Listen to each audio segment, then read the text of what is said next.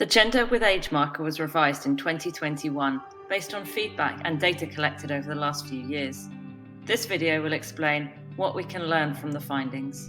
The gender equality markers, known as GEMs, have been reduced from 12 to 10. 4 GEMs are reviewed in the project design phase, and all 10 indicators are reviewed 3 to 6 months later in project monitoring.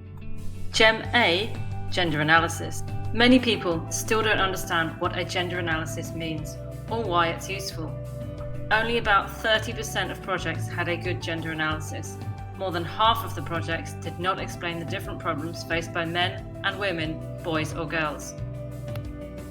Even a simple paragraph or couple of sentences can demonstrate that the project understands the differences, like these examples.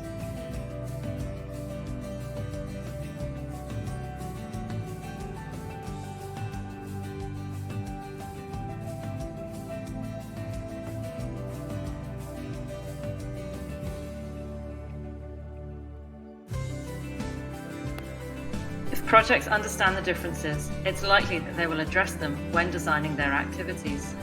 Here are some common errors that have been found. Take this opportunity to learn from others' mistakes.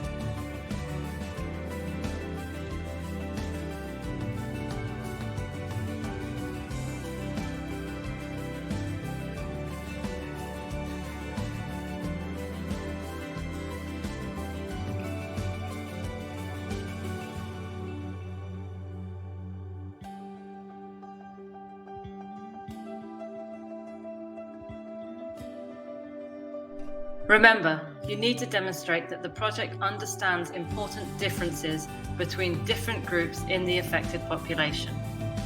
Let's look at GEM D, tailored activities. The majority of projects aim to adapt their activities for all gender groups, all age groups. A smaller number of projects focus on specific groups. Does this data suggest that there may be some groups possibly being left out? Findings from GEM G, influence, indicate that the affected people participate least in reviewing and evaluating projects. Let's look at GEM B, disaggregated access data. Half of projects report actual numbers of people accessing assistance. The majority estimate aid recipients based on population figures. This makes it difficult to identify which specific groups may be being missed out.